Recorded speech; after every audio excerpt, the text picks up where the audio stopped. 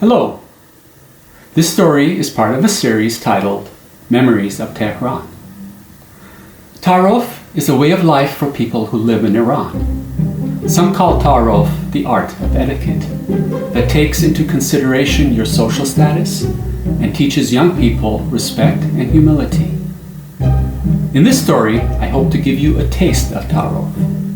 However, to truly understand it, you must immerse yourself into Persian culture.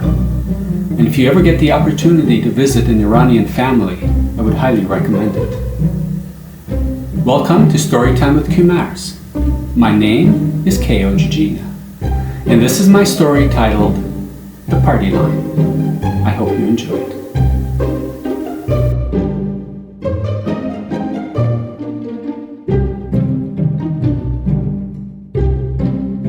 Tehran in the late 1960s. I remember my family's first telephone in the Kuche Bahman apartment. It was a heavy, two-piece phone with a rotary dial and receiver. It was like the ones used in the old black and white movies with Humphrey Bogart, Private Eye, except the numbers were in Arabic, and we had what was known as the party line. The party line was a single telephone line with a single number that all residents in our three-story building shared. It would be a few years of using the party line before the building was updated and we each received our own phone number. In our building, the telephone was used to contact family, handle international calls, and summon a doctor for a house call. The average call lasted between 10 to 15 minutes, and then we hung up.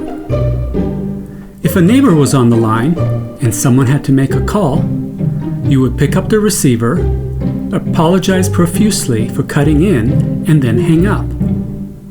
A few minutes later, if the neighbor was still on the line, the cycle would repeat itself, again and again, until the neighbor got off. If you were expecting an important call, you talked to your neighbors, settled on a time, and as a courtesy, everyone stayed off their phones.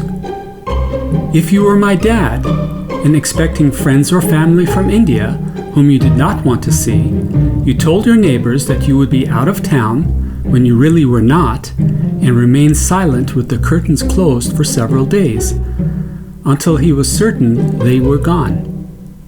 The telephone was not typically used for business. If you needed to talk business, you went down to the place of business and stood in line to speak with a person directly. In those days, everything had a line.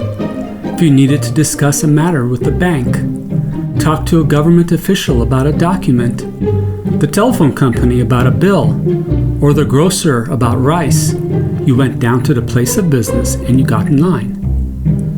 If you tried to call with a question and miraculously managed to get through, 99% of the time, you would be told to come and get in line. To ask a question over the phone would be like cutting in line, and the 20 to 30 people already standing would get quite emotional about that. When a call came in on the party line, the telephone rang in all the apartments for everyone to hear and anyone to answer. A call may go something like this. Salam? Salam! Excuse me, please. I would like to speak with them, Mr. Parvare.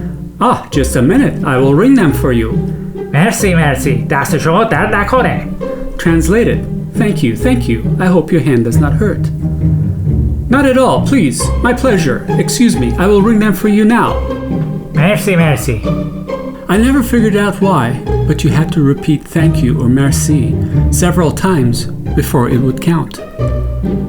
To transfer a call, you depress the receiver switch the appropriate number of times for that floor until someone picked up or you were convinced no one was at home.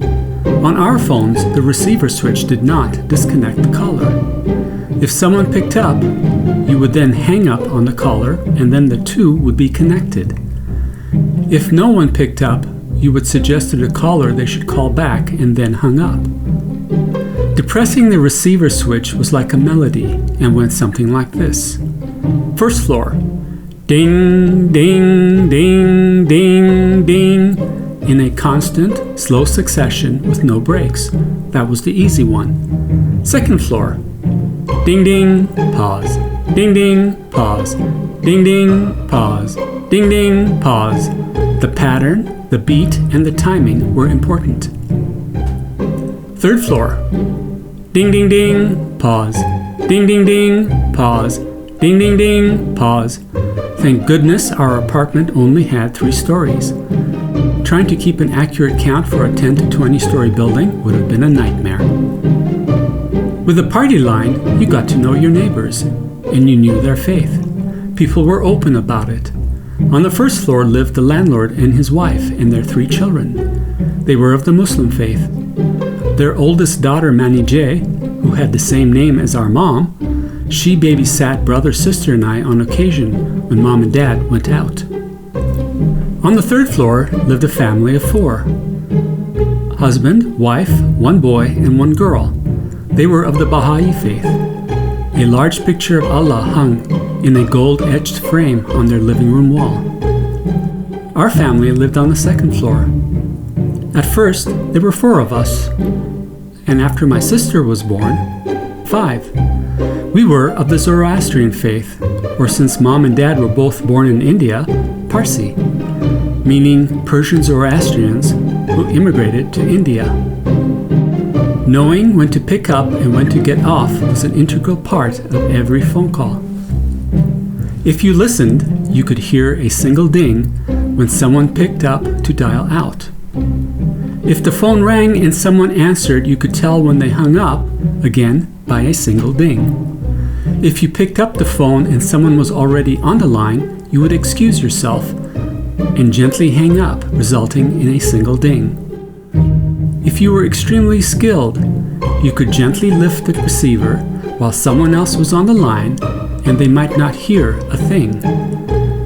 It all depended on how familiar you were with your ding-a-lingo.